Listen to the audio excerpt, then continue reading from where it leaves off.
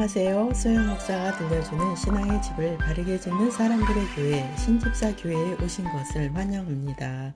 오늘의 주제는 나의 잔을 마실 수 있느냐. 마가복음 10장 35에서 37절. 세베대의 아들 야고보와 요한이 주께 나와 여짜오되 선생님이여 무엇이든지 우리가 구하는 바를 우리에게 하여 주시기를 원하옵나이다. 이르시되 너희에게 무엇을 하여 주기를 원하느냐. 여짜오되 주의 영광 중에서 우리를 하나는 주의 우편에 하나는 좌편에 앉게 하여 주옵소서. 세베대의 아들 야고보와 요한은 은밀하게 예수님께 나아갔습니다. 그들은 다른 제자들보다 높은 자리에 앉기를 원했습니다. 그래서 두 제자는 예수님의 왕국이 세워질 때 자신들이 구하는 것을 주시기를 요청하였습니다. 예수님께서는 그들의 요구가 무엇인지를 물으셨습니다. 그들은 우리가 예루살렘에 도착하면 주께서 세우시게 될 주님의 왕국에서 최고의 자리를 우리에게 주세요 라고 하였습니다. 두 사람의 마음속에 감추어져 있던 야망이 드러났습니다. 이러한 야망은 육신의 속성을 가진 사람에게서 나타나는 전형적인 욕망입니다. 이러한 욕망이 점점 커지게 되면 사람은 그 욕망을 취하기 위해 비열한 행동을 하게 됩니다. 베드로와 함께 야고보와 요한은 예수님으로부터 사랑을 받는 제자였습니다. 그러다 보니 야고보와 요한은 예수님께 특별한 직책을 구했던 것입니다. 우리는 자주 이러한 교만함으로 넘어질 수 있다는 것을 기억해야 합니다.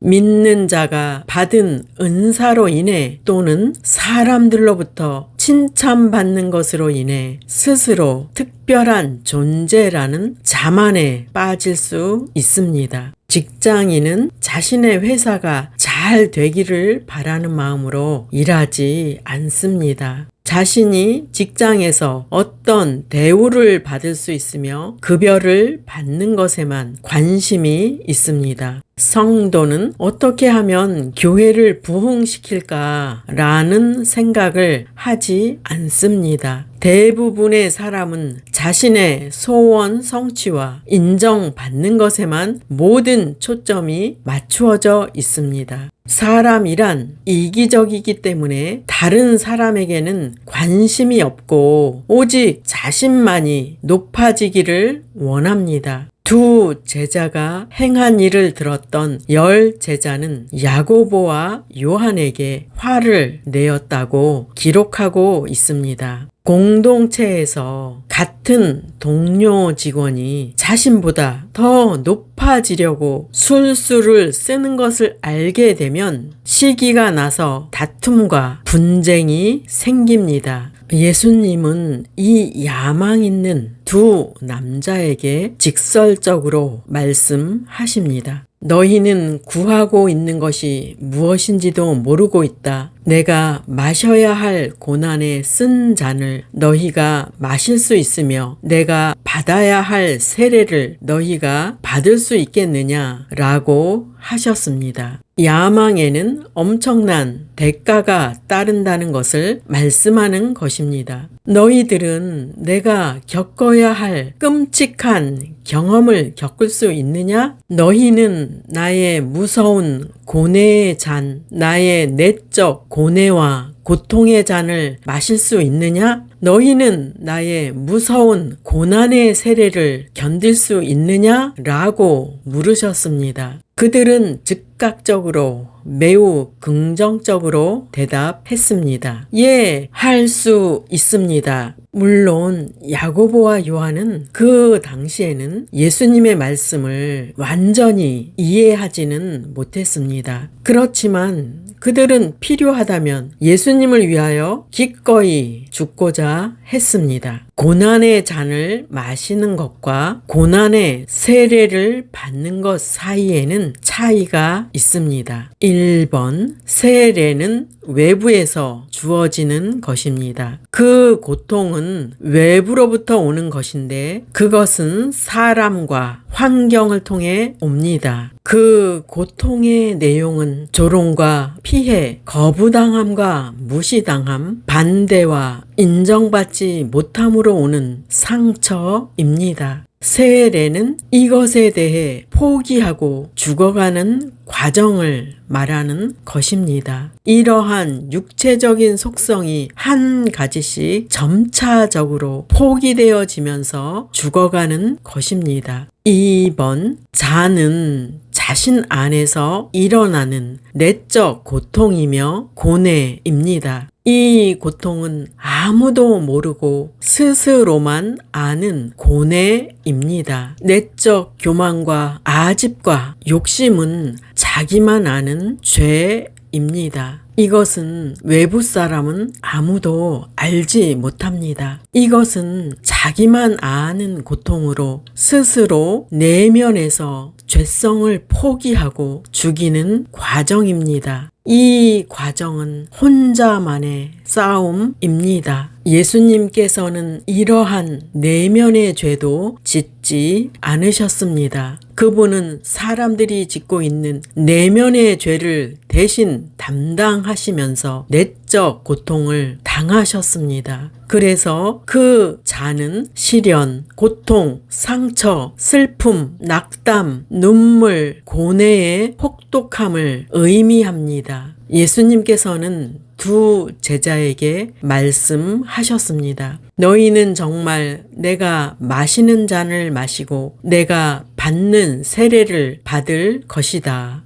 야고보와 요한은 그 당시에는 예수님의 잔과 세례를 잘 이해하지 못했습니다. 훗날에 그들은 성령의 세례를 받고 나서 주님의 말씀을 전하는 사도가 되었으며 그들은 그 잔을 마셨습니다. 야고보는 헤롯에 의해 죽임을 당함으로써 순교의 잔을 마신 최초의 사도가 되었습니다. 요한은 약 100살까지 살았는데 그는 반모섬에 유배되어 요한 계시록을 기록한 사도로 고난의 세월을 보냈습니다. 예수님께서 주시는 잔과 세례는 지금 믿는 모든 사람에게 적용이 됩니다. 우리도 주님의 잔을 마셔야 하고 주님의 세례를 받아야 합니다. 여기에 나오는 세례는 세례받는 의식을 말하는 것이 아니라 죽음을 상징합니다. 원래 세례가 의미하는 것은 육신의 옛사람을 죽이고 부활하신 예수님을 믿겠다는 고백입니다. 예수님께서는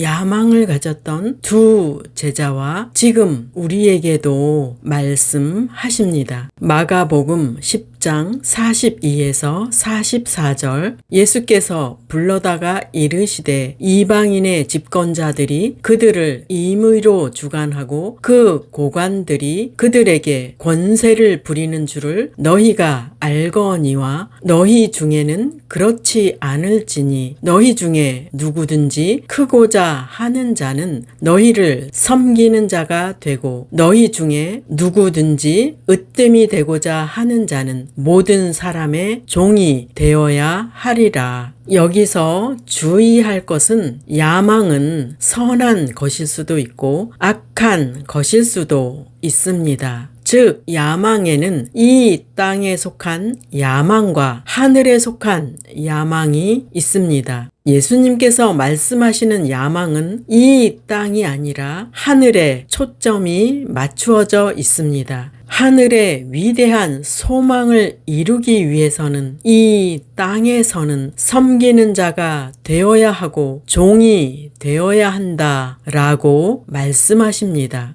우리가 영원한 소망을 바란다면 예수님께서 하신 말씀에 순종해야 합니다. 예수님께서는 세 가지의 본을 보여주셨습니다. 1번, 주님은 최고의 겸손을 보여주셨습니다. 성육신이라는 말은 하나님의 아들이 사람이 되셨다는 말입니다. 즉, 하늘의 신이 이 땅에 내려와 낮은 존재의 일원이 되신 것입니다. 이렇게 낮아지심은 상상을 초월하는 가장 겸손한 행위입니다. 2번, 주님은 겸손히 봉사하셨습니다. 마가복음 10장 45절, 인자가 온 것은 섬김을 받으려 함이 아니라 도리어 섬기려 하고 자기 목숨을 많은 사람의 대속물로 주려 함이니라. 예수님은 사람을 구원하러 오셨지만 무시당하고 돌 팔매질을 당하고 버림을 받으셨습니다. 이런 결과를 예수님께서 실패했다고 말하는 이단들이 있습니다. 아닙니다. 오히려 예수님은 이 땅에서 섬기시고 십자가를 지심으로 그분의 왕국에 들어갈 영혼들을 많이 확보하셨습니다. 예수님은 사람들 위해 군림하지 않으셨습니다. 그분은 사람들에게 봉사하며 그들을 섬겼습니다. 3번, 주님은 최고의 대가를 치르셨습니다. 예수님께서는 자기 목숨을 많은 사람의 대속물로 주시려고 오셨습니다. 본문의 대속물이란 구약에서 사람을 놓아주는 수단을 말하는 것입니다. 그 의미는 교환의 개념이 들어 있습니다. 그리스도께서는 자신의 생명을 많은 사람들의 생명과 교환적으로, 즉 대체물로 내주셨습니다. 예수님은 모든 사람들의 종이 되는 순종을 하셨기에 하나님께서는 예수님을 최고로 높이셨습니다. 주님의 잔을 마시기 전에 선행해야 할 것이 있는데 그것은 하나님을 사랑하는 것입니다. 마가복음 12장 29에서 30절, 예수께서 대답하시되 첫째는 이것이니 이스라엘아 들으라. 주 곧 우리 하나님은 유일한 주시라. 내 마음을 다하고 목숨을 다하고 뜻을 다하고 힘을 다하여 주 너의 하나님을 사랑하라 하신 것이요. 1번, 하나님을 유일한 주로 인정하십시오. 유일한이라는 단어에 유의하십시오. 하나님의 자리에 그 어떤 것도 대등한 위치에 올려서는 안 된다는 의미입니다. 우리는 부지불식간에 유일한 하나님의 자리에 다른 것들을 올려놓고 있지 않았는지 돌아봐야 합니다. 성도라면 물론 보이는 성전에 다른 우상을 올려놓지 않을 것입니다. 그런데 문제는 마음의 성전인 여러분의 마음에 다른 우상이 자주 올라가서 주인 노릇을 하는 것이 문제입니다. 자주자주 마음의 성전을 청소하고 유일한 하나님께서 여러분의 주인이 되시게 하십시오. 2번, 하나님을 사랑하십시오. 주 너의 하나님을 사랑하라. 여기에서 너희라는 말은 하나님과 우리의 관계가 친밀한 관계임을 말씀하는 것입니다. 하나님께서는 저 멀리 우주 공간 어딘가에 계시는 비인격적인 존재가 아니라 그분은 아주 가까이에 계시는 분이십니다. 우리는 친구와 만나서 마주하는 것처럼 하나님과 마주하는 인격적인 관계를 맺어야 합니다. 본문에 나오는 사랑은 육신의 감정에 속한 사랑을 말하는 것이 아닙니다. 육신의 감정에 속한 사랑은 좋을 때는 잘 하지만 좋지 않을 때는 돌아섭니다. 성령이 충만한 가운데 하는 사랑만이 변치 않는 사랑이 됩니다. 사랑의 관계는 상호 간의 신뢰와 존경을 수반합니다. 우리가 다른 사람을 사랑할 때도 그의 고유한 속성, 즉 자신과 맞지 않는 속성까지도 받아주고 사랑하는 것입니다. 그와 같이 우리는 하나님의 고유한 품성을 인정하고 그분을 믿고 존중하고 사랑해야 합니다. 우리 하나님은 생명의 창조자요 보존자이시기 때문입니다. 우리 하나님은 영혼의 구주요 구원자이시기 때문입니다. 우리 하나님은 생명의 주인이요 소유주이시기 때문입니다. 1번 마음을 다하여 하나님을 사랑하십시오. 마음은 사람의 애정과 의지의 자리입니다. 사람은 마음 먹기에 따라 의지와 헌신을 갖거나 집중할 수 있습니다. 사람의 마음은 선한 것을 줄 수도 있고 악한 것을 줄 수도 있습니다. 또 마음은 선한 것에 몰두할 때도 있고 악한 것에 집착할 때도 있습니다. 그리스도께서는 우리에게 내 마음을 다해 하나님을 사랑하라고 말씀하십니다. 그래서 우리의 마음과 애정을 하나님께 집중하는 목표를 가져야 합니다. 우리는 하나님을 최고로 사랑해야 합니다. 내 보물 있는 그곳에는 내 마음도 있느니라 라고 하였기 때문입니다. 하나님께 여러분의 마음을 두십시오. 그것만이 하나님을 최고로 사랑하는 것입니다. 2번 목숨을 다하여 하나님을 사랑하십시오. 우리의 목숨은 하나님으로부터 받았고 우리의 목숨줄도 그분의 손에 있습니다. 하나님께서는 알파와 오메가며 처음과 나중이며 시작과 끝이 되십니다. 이 말씀은 세상에 있는 것과 사람은 그분의 손 안에 있다는 말씀입니다. 그러므로 우리는 하나님의 다스림을 받아야 합니다. 우리를 구원하신 예수님을 우리의 머리로 삼을 때 가장 바르게 살 수 있습니다. 당신에게서 나오는 육신의 생각도, 가정의 분쟁도, 교회에 다툼이 있을 때도 머리 되시는 예수님의 말씀에 겸손히 굴복해야 합니다. 3번 뜻을 다하여 하나님을 사랑하십시오. 뜻은 이성과 의지입니다. 사람의 생각은 육적이기에 하나님의 뜻과는 상반됩니다. 육적인 생각은 하나님의 말씀을 좋아하지 않을 뿐더러 순종하지도 않습니다. 그래서 영적인 사람은 생각과 뜻이 하나님께로 집중되어야 합니다. 우리는 하나님의 뜻을 깨달아서 행하는 자가 되어야 합니다.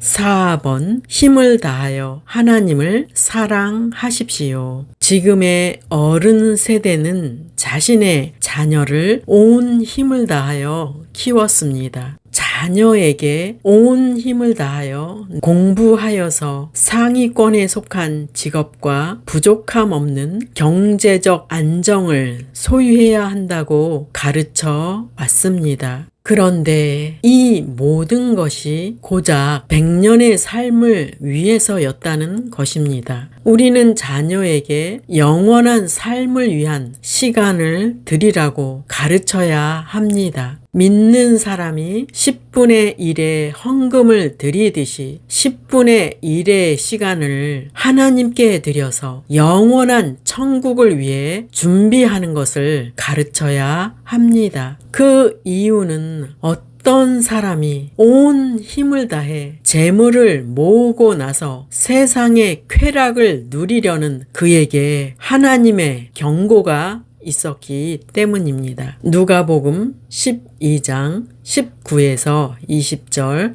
또 내가 내 영혼에게 이르되 영혼아 여러 해 쓸 물건을 많이 쌓아 두었으니 평안히 쉬고 먹고 마시고 즐거워하자 하리라 하되 하나님은 이르시되 어리석은 자여 오늘 밤에 내 영혼을 도로 찾으리니 그러면 내 준비한 것이 누구의 것이 되겠느냐 하셨으니 이 땅에서 온 힘을 다해 성공했어도 사람이 죽는다면 그 재물이 무슨 소용이 있냐는 말씀입니다. 결국 그의 재물은 다른 사람이 사용하게 될 것이고 본인에게 아무 유익이 없다는 것입니다. 그리고 세상의 재물은 사후에 가져간다고 해도 사후 세계에서는 전혀 쓸모가 없습니다. 본문에서 시사하는 것은 너는 사후 세계를 위해 무엇을 준비했느냐라는 경고의 말씀입니다. 즉 하나님의 말씀을 따라 살았느냐라는 질문입니다. 오늘 나의 잔을 마실 수 있느냐라는 주제로 말씀을 전했습니다. 주님께서는 이러한 도전을 지금 우리에게 주십니다. 우리는 주님의 잔을 마시고 그분이 받는 세례를 받아야 합니다. 세상의 것을 얻으려는 욕심이 있는 곳에는 요란함과 시기와 다툼이 있습니다. 하늘의 영광을 위하여 사는 것은 이 땅에서 십자가를 지고 죽어야 하기에 이웃과 다툴 일도 없고 분쟁도 없습니다. 오히려 그런 영적인 사람에게는 고요함과 평화만 있을 뿐입니다. 적용할 말씀입니다. 예수님께서는 온 힘을 다해 하나님을 사랑하라 라고 말씀하셨습니다. 마음, 목숨, 뜻, 힘을 다하여 사랑하십시오. 그리고 하늘에 속한 영광과 축복을 받기 위해 주님께서 말씀하신 잔과 세례를 받으십시오. 잔과 세례는 바로 지금 여러분의 환경입니다. 그 자리에서 말씀을 행하십시오. 그것이 십자가를 지는 삶을 사는 것입니다. 묵묵히 당신의 삶에서 말씀을 행할 때 그리스도의 부활이 이루어집니다. 당신의 삶에서 주의 말씀을 이루십시오. 주님 안에 거함으로 주의 잔과 세례를 마시는 모두가 되시기를 예수 이름으로 축원합니다. 기도하시겠습니다. 하나님 아버지, 우리는 이 땅에서 보이는 영광과 보이는 좋은 것들을 따라 살아왔습니다. 주님께서는 말씀하십니다. 나의 잔과 세례를 받을 수 있느냐? 우리는 할 수 없지만 주님이 함께 하시면 할 수 있습니다. 주님, 우리의 주어진 삶에서 주의 말씀을 이루는 자가 되게 해 주시옵소서.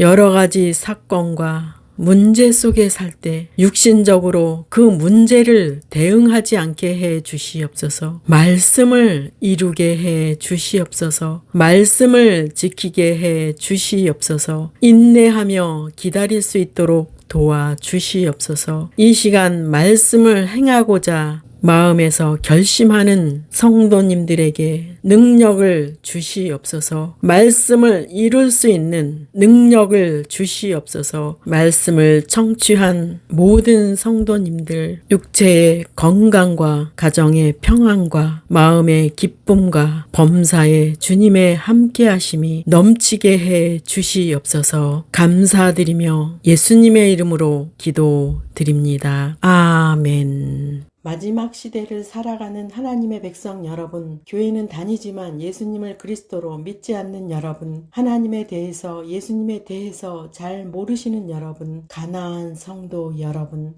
우리 함께 성경에 근거해서 성령의 능력으로 신앙의 집을 말씀대로 바르게 건축하도록 합시다.